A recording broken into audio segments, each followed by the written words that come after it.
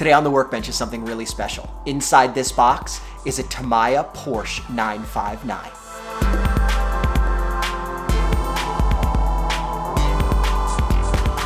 So this is really exciting. This is my absolute favorite RC car ever. Back when I was a kid, my father got a Grasshopper for my younger brother and a Hornet for me. We actually painted a body on the channel for the Hornet. I'll put a link to that video right up there. But you know, at the time, those were really great entry-level cars, but out was this amazing four-wheel drive, shaft-driven rally car, the Porsche 959. I mean, it was like a holy grail car. I think back then it was, you know, $200,000 to buy real. Anyway, that car model was like the top level of the Tamiya kits, and I desperately wanted one.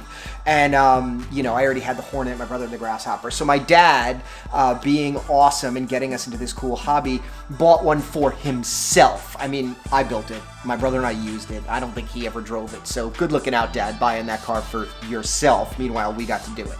So anyway, that car has been around since, you know, it originally came out back in, I guess, the 80s or 90s. I'm not sure when the kit was released.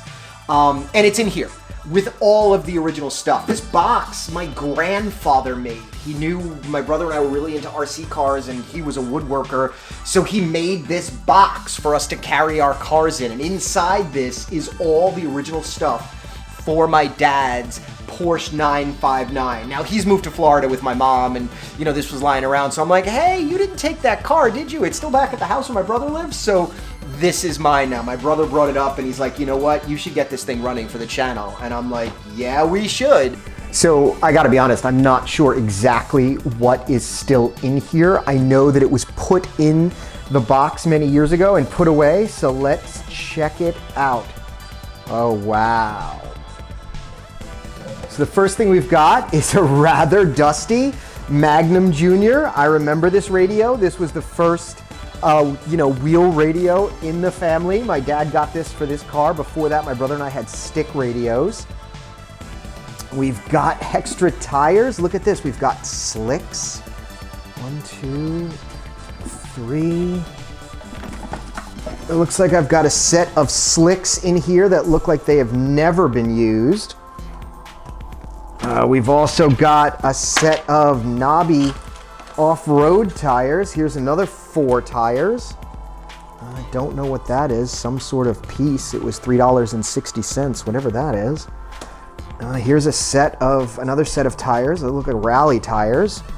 We've got the tag for somebody's radio. So I guess that was for one of the radios. We've got the 75 megahertz tag. I think these were the flags you would put on your radios if you were surface use only back before the gigahertz radios. That's what you would do. Looks like there is a painted fire extinguisher for the car. There's a number 78 sticker. I'm not sure if that's from the Hornet or not. What else have we got here? Looks like this is a prop joint long Porsche, $4.45. So that must be what this is. This must be another prop joint short. So I guess we've got some extra parts. So I know what everyone has been waiting for, though, is the car.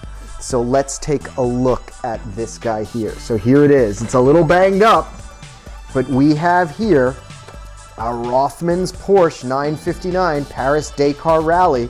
Looks like we've got a set of slicks on there. It's got the Tamiya connector. It's really beat up. I mean, this thing was driven, and it was driven a lot. Let's take off the body and see what we've got. The body's a little broken. You know, it's a little worse for wear. Looks like we've got the front lights.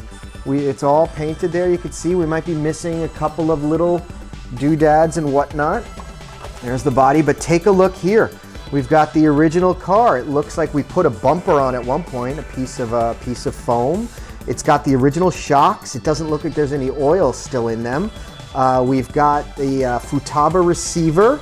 Looks like it's got a Technigold motor. It's got a, what is that, a Novak Rooster. We've got a Futaba servo. It's still got that. Look, it's still got the shocks still, they somewhat move. They're a little stiff, but they move. They probably haven't been touched in 20 years, you know. The tires spin freely. Wow, look at that. So, okay, let's see. Can we get it to, can we get the shaft to turn? Yep, it looks like It still runs. It feels like it maybe needs to be cleaned, but it looks like it is still in really great condition. So there is the Tamiya Porsche 959. Now what else do we have in here? It looks like we have got a battery. It looks like we've got a battery. I don't think we're gonna try this. That's a little old. We've also got a ProTech charger. This is a vintage charger. It looks like this was our trickle charger or a fast charger for the battery. We've got that guy. Whoa, we still have the drivers. There are the drivers for the car. They're still in there. Oh, wow. Some vintage Novak stickers. Looks like these are random parts. These look like parts that would have held the heatsink for the mechanical speed controller. That's in there. Looks like we've still got some Kyosho grease and double stick tape and maybe a couple of zip ties. A parts tree with a stick shift. I guess that's the last part, a chrome. Just the stick shift is left. That probably maybe goes with these guys. Is that even for this model? I'm not sure. What else do we have here? Oh, it looks like we've got the instructions for the Novak Duster 2. That is not this. Oh, here's the Rooster. So the Duster 2, that's in one of my other cars. I think that might be in my Hornet. The Rooster, here's the instructions for the Rooster. We have more parts. These look like body posts. Some metal body posts for this. And it looks like we've got some steering linkages or camber links in here. And that is everything that is in here. The rest is just kind of like little bits of screws and stuff like that.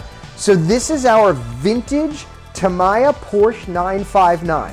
So really, really excited to take this out, clean it up, kind of restore it, getting back in running order. It's not going to be original because we don't have the mechanical speed controller, but we are going to get it into working order. Pop in a new receiver, maybe swap out a new radio, do all sorts of stuff. Put in a new battery, make sure it's all up and running and get it going. So this is going to be really, really exciting.